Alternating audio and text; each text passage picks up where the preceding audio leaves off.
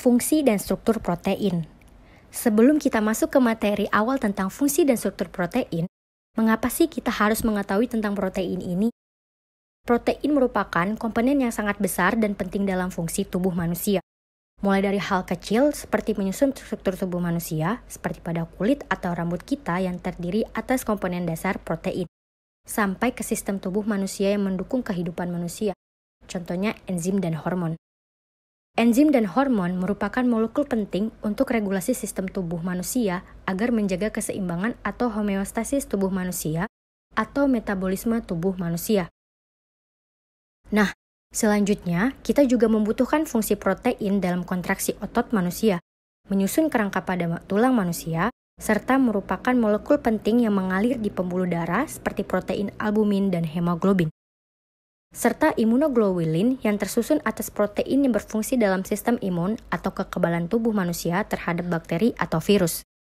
Dan tentunya masih banyak lagi fungsi atau pentingnya protein pada tubuh manusia yang akan kita jelaskan di chapter tertentu. Selain mendukung kehidupan manusia atau sistem tubuh manusia, memahami konsep tentang protein sebagai basic knowledge atau materi dasar di biochemistry atau ilmu kedokteran akan mampu membantu memahami banyak subjek lain dalam ilmu kedokteran yang lain, termasuk memahami beberapa sistem tubuh manusia secara spesifik, sehingga membantu dalam proses critical thinking dan kemudahan dalam menangkap materi-materi yang lainnya. Hal paling mendasar dalam memahami protein adalah memahami penyusun dasar yaitu amino asid atau asam amino. Penting untuk memahami tentang asam amino, karena merupakan struktur unit dasar pembentuk protein.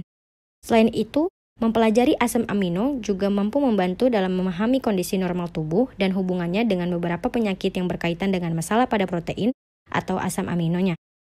Dalam pembelajaran asam amino di topik kali ini, kita akan membahas tentang struktur, klasifikasi, dan properti asam dan basanya. Struktur asam amino dari sekitar lebih dari 300 aneka asam amino yang ada di alam. Secara umum hanya ada 20 asam amino yang umum ditemukan sebagai komponen protein yang ada di tubuh manusia. Dan hanya 20 asam amino ini juga yang bisa dikode dalam sistem DNA manusia. Bagian kode genetik ini akan kita bahas pada pembahasan lainnya. Ke-20 asam amino ini memiliki karakter umum pada struktur penyusunnya, yaitu memiliki gugus karboksil, gugus amina primer, dan gugus R atau rantai samping.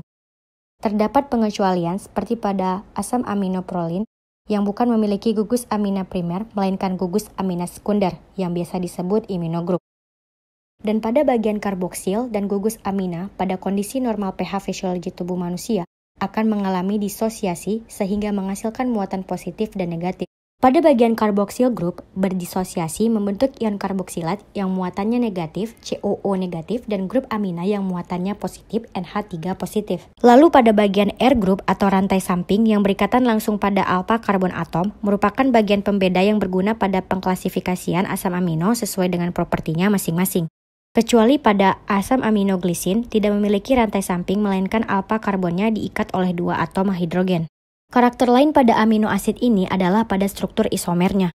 Bagian alpha karbon pada amino asid adalah suatu struktur yang chiral atau berbentuk asimetrik di mana dikelilingi oleh 4 jenis grup kimia berbeda dengan pengecualian glisin yang diikat oleh 2 hidrogen. Dengan kondisi asimetrik ini, alpha karbon memiliki 2 bentuk yaitu L dan D. Dan semua asam amino yang ditemukan di protein adalah dalam bentuk L, kecuali glisin.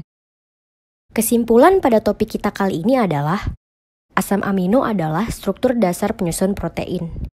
20 asam amino yang dapat dikode dalam sistem DNA manusia memiliki karakter umum, yaitu gugus karboksil, gugus amina, dan rantai samping atau gugus R.